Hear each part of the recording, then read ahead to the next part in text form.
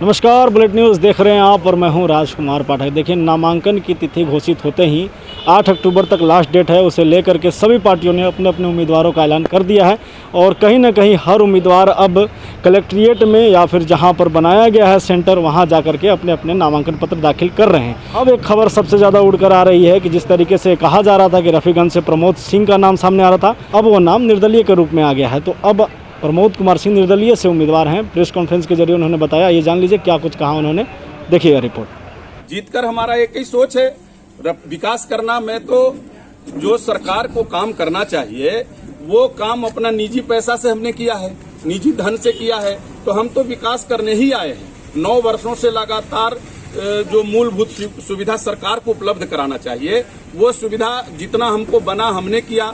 जहां किसानों का समस्या हो, किसानों के लिए लड़ाई हो, नवयुवकों के लिए हो, या समाज के अंतिम पंक्ति में गरीब परिवार जिनको बेटी के शादी के लिए हो, जिनको श्राद्ध के लिए में सहयोग हो, जिनको पढ़ाई में सहयोग हो, जिनको बीमारी हो, उनके लिए पैसा का उपलब्धता, ये सभी काम जो हम आज लगातार 9 वर्षों से करते आ रहे हैं, तो ये जनता बताएगी आपको। और जनता को भरोसा है मेरे ऊपर कि मैं अपना पैसा से काम कर रहा हूं। तो जब सरकारी तंत्र का सहयोग हमको मिलेगा, जो सरकारी फंड मिलेगा, तो हमको उसमें घर के लिए थोड़े चाहिए। मैं इसके लिए राजनीतिक नहीं कर रहा हूं, मैं जनता का सेवा करने के लिए ही राजनीतिक करने आया हूं। 15 साल से बिछड़ा क्यों है? वहां पे कागजों पे विकास है। सुशासन बाबू के सरकार में सबसे बड़ा योजना अभी जो 7 निश्चय योजना है, यदि ईमानदारी पूर्वक इसका जांच हो, इसका तो उनको पता चल जाएगा। धरातल पर कुछ है ही नहीं। और जो जितना भी योजना गरीबों के लिए है, वो सब में भ्रष्टाचार करवा करके अपने पीछे के रास्ता से सुशासन बाबू उगाही करवाए हैं अपने कार्यकर्ता और नेताओं द्वारा। हर जगह सभी प्रखंड में यहाँ के स्थानीय विधायक का सभी पदाधिकारियों से साठगांठ, और बिना पैसा का, बिना कमीशन का कोई भी काम नहीं। तो ये तो उनका बरदहस्त था। वो 0 टॉलरेंस लेकर के चले थे नीतीश कुमार जी, लेकिन 0 टॉलरेंस फेल रहा। और सबसे ज्यादा यदि भ्रष्टाचार अभी बिहार के इतिहास में है, तो इतना भ्रष्टाचार जितना सुशासन बाबू के शासन में है कभी नहीं रहा।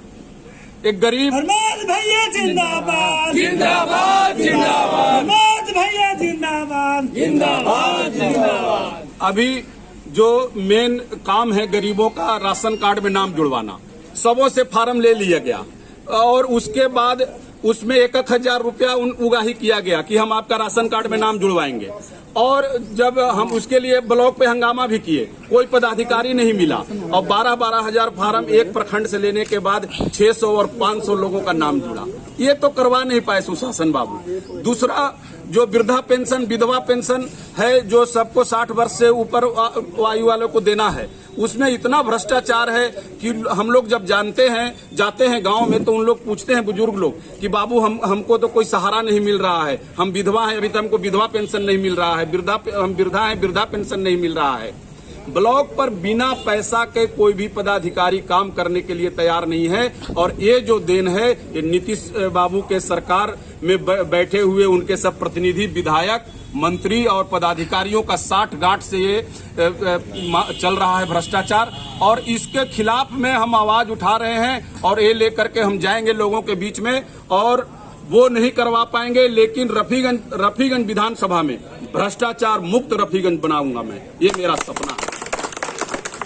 चुनावी साल है और चुनावी साल में हर उम्मीदवार अपनी अपनी तरफ से पूरी ताकत के साथ मैदान में उतरने को तैयार है। तो देखना ये होगा कि नामांकन के बाद क्षेत्र में किस तरीके से तैयारी होती है और चुनाव आयोग का जो दिशा निर्देश है उसे किस तरीके से पालन करती है पार्टियां, और ख़ास करके जनता वोट देने कैसे जाती है, क्या कुछ विचार हैं, मुद्दा क्या है, ये भी हम आपको दिखाते रहेंगे। बने रहिए हमारे साथ और देखते रहिए बुलेट न्यूज़। बहुत बहुत धन्यवाद।